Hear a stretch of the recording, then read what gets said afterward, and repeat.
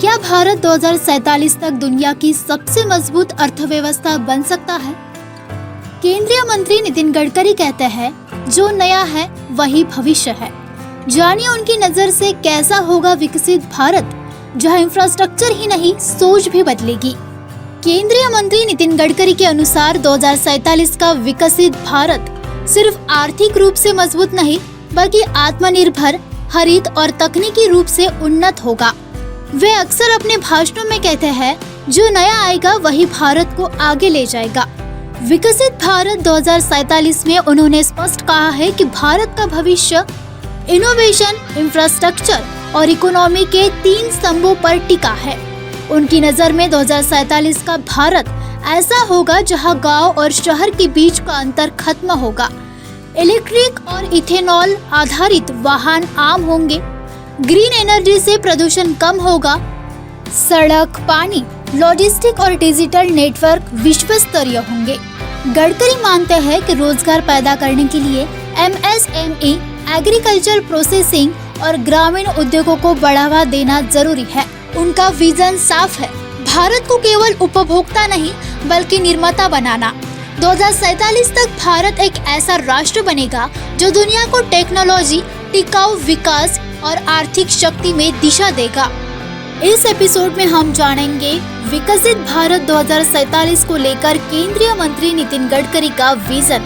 स्थायी समिति के अध्यक्ष शिवानी दानी के साथ खास बातचीत में समझेंगे नया भारत कैसा होगा। नमस्कार, लोकतंत्र मिररच्या या भागात आपलं स्वागत आहे। आपल्या सोबत आहे भारतीय जनता पार्टीच्या नागपूरच्या स्थायी समिती अध्यक्ष शिवानी दाने मॅडम।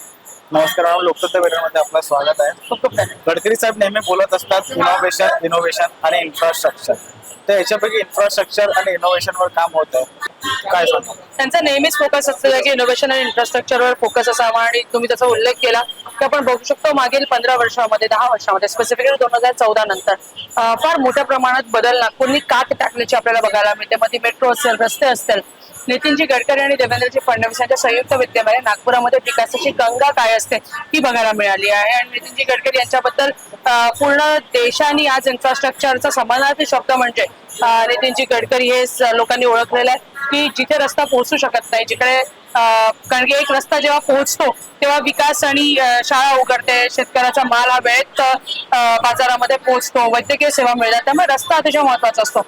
आणि नितीनजींनी ज्या प्रकारे इन्फ्रास्ट्रक्चरचा जाळा संपूर्ण देशामध्ये विणला आहे त्याच्यासाठी प्रत्येक भारतीयाला त्याबाबत अभिमान आहे, गर्व आहे आणि समाधान सुद्धा। इनोव्हेशन मध्ये आपण समोर आहोत, इन्फ्रास्ट्रक्चर मध्ये आपण समोर आहोत। आता राहिलेला प्रश्न इकॉनॉमीचा।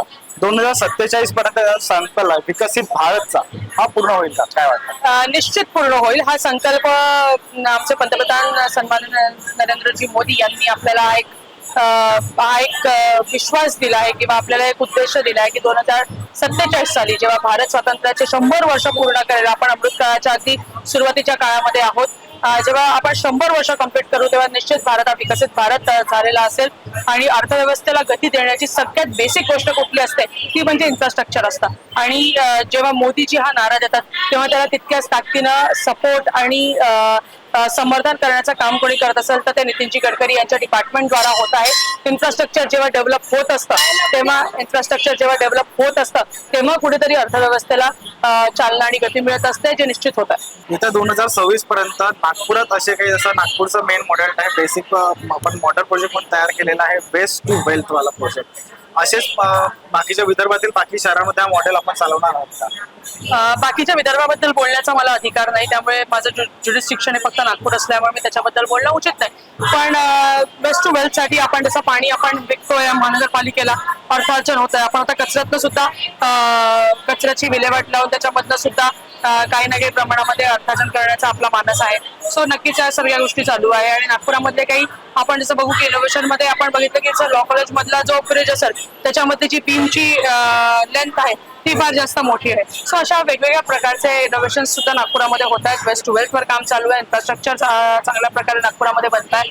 आणि मग इतर काही महत्वाकांक्षी प्रोजेक्ट्स असतील, मग इकडे सुसबेडी असेल, आमच्या बाजूचा टाउन हॉल असेल, कल्याणेश्वर मंदिरात आपण उभं आहोत, कल्याणेश्वर मंदिराचा मोठ्या प्रमाणात जीर्णोद्धार करण्याचा नितीनजींचा मानस आहे।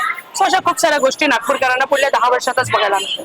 नक्कीच आपण 2047 पर्यंत विकसित भारत त्याच्या दिशेने वाटचाल करणार आहोत। पुढच्या भागात आपण ॲग्रो क्रांतीबद्दल बोलणार आहोत. नमस्कार. तोपर्यंत लोकतंत्र 2047 के विकसित भारत का सपना सिर्फ योजनाओं से नहीं बल्कि नई सोच, नवाचार और आत्मनिर्भरता से पूरा होगा. इस एपिसोड में हमने बदलाव की वही दिशा देखी. अगले एपिसोड में जानेंगे एक ऐसी पहल जिसने खेती और ग्रामीण अर्थव्यवस्था को नई पहचान देने का रास्ता दिखाया है.